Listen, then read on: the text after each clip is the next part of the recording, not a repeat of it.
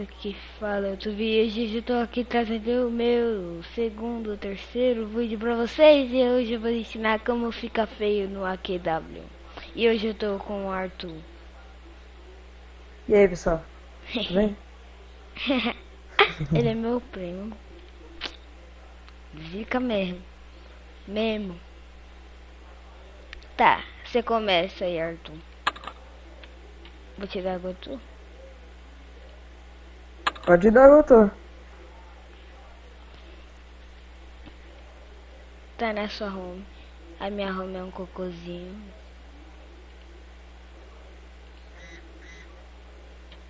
Então, pessoal, vamos ficar feio.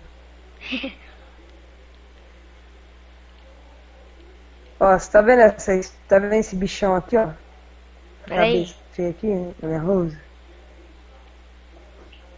Tu clica nela.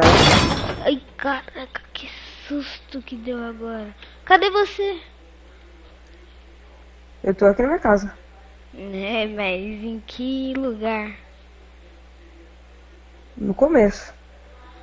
Ah, não. Ah, na jardim? Aqui. Ah, você se perdeu na minha casa. Vai, Minha casa é grande. fica aí. Eu Feião. já perdi 3 minutos. Zoadão. Nós só tem 10 minutos. Tá. Ah, aqui. Ah, estourou. Galera, deixa nos comentários quem ficou mais feio. Nós vai ficar feião aqui agora. Deixa eu ver. Ó, vai. Fica feio aí que eu vou ficar feio de outro jeito. Tá bom, eu vou ficar com as roupas mais zoadas que eu tenho aqui. Mais zoadas não, mais Mostra aí. estranhas. Faz o tutorial aí. Que eu vou pegar um outro tutorial. Pegar essa capa zoadinha não. Esse pet. Eu uma vez que eu tô bagulho mó feio. Oi!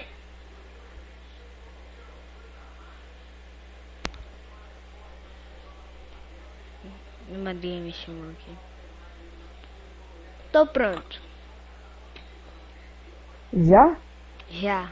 Tô zoadão. Caramba. Espera aí. Tem um presente no meu corpo. É.